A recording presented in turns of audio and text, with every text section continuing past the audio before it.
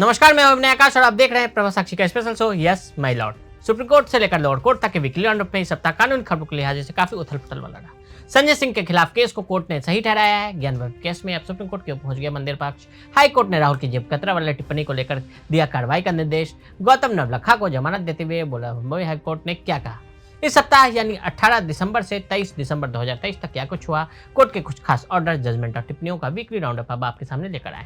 कुल मिलाकर कहें तो आपको इस सप्ताह होने वाले भारत के विभिन्न न्यायालयों की मुख्य खबरों के बारे में बताएंगे। संजय सिंह के खिलाफ मनी लॉन्ड्रिंग के पर्याप्त सबूत। दिल्ली की एक अदालत ने शराब नीति मामले में आप नेता और राज्यसभा सांसद संजय सिंह को जमानत देने से इनकार कर दिया। कोर्ट ने कहा कि उनके खिलाफ मामला वास्तविक है और प्रस्तुत सबूत कथित मनी लॉन्ड्रिंग में उनकी संलिप्तता दिखाते हैं। प्रस्तुत सामग्री से पता चलता है कि संजय सिंह कथित मनी लॉन्ड्रिंग के माध्यम से उत्पन्न प्रत्यक्ष या अप्रत्यक्ष रूप से अपराध की आय से जुड़ी प्रक्रिया या गतिविधियों में शामिल थे। इस बीच संजय सिंह के वकीलों ने अदालत से कहा कि उनके खिलाफ मामला राजनीति से प्रेरित है और उनके खिलाफ पैसे का कोई मामला नहीं है। उन्होंने यह भी सवाल किया कि क्या आरोपी से सरकारी गवाह बने दिनेश अरोड़ा के बयानों पर भरोसा किया जा सकता है। ज्ञानव्यापी केस में सुप्रीम कोर्ट पहुंचा मंदिर पक्ष। ज्ञानव्यापी परिसर के स्वामित्व संबंधी विवाद में मंदिर पक्ष ने सुप्रीम कोर्ट में कैवियट दाखिल कर दी है।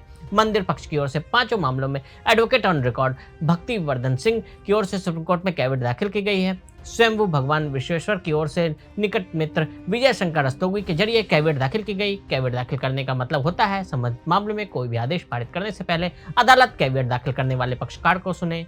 अदालत ने चुनाव आयोग को कार्रवाई करने का दिया निर्देश। दिल्ली उच्च न्यायालय ने भारत के चुनाव आयोग को 22 नवंबर को उनके भाषण के लिए कांग्रेस सांसद राहुल गांधी के खिलाफ उचित कार्रवाई करने का निर्देश दिया है, जिसमें उन्होंने प्रधानमंत्री नरेंद्र मोदी को जेब कतरा कहा था।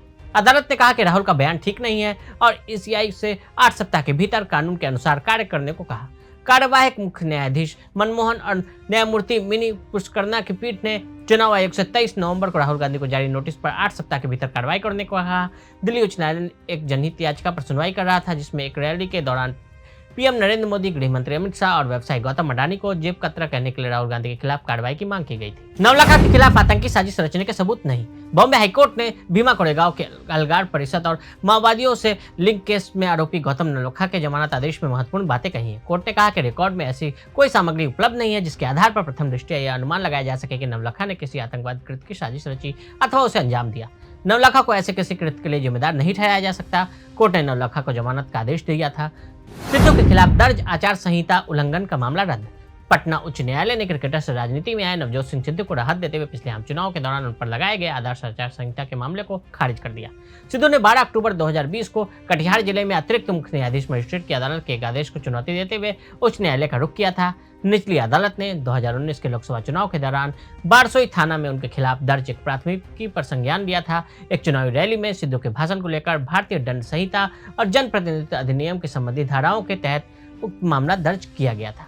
उच्च न्यायालय के न्यायमूर्ति संदीप कुमार ने कहा कि 19 दिसंबर को यह आदेश में कि निचली अदालत ने यांत्रिक तरीके से आदेश पारित किया और याचिकाकर्ता को विवेक का इस्तेमाल किए बिना समन जारी किया गया। तो आज हमने आपको इस हफ्ते कानूनी दुनिया से जुड़ी खबरों के बारे में बताया। मिलते हैं अगले हफ्ते ऐसे ही खबरों के साथ, तब तक के लिए देखते रहे प्रभा साक्षी। अगर आप भी लेना चाहते हैं देश दुनिया की तमाम जानकारी तो आज ही सब्सक्राइब करें हमारे चैनल को। साथ ही नीचे दिए बेल आइकन को जरूर दबाएं ताकि हर अपडेट आप तक पहुंच सके।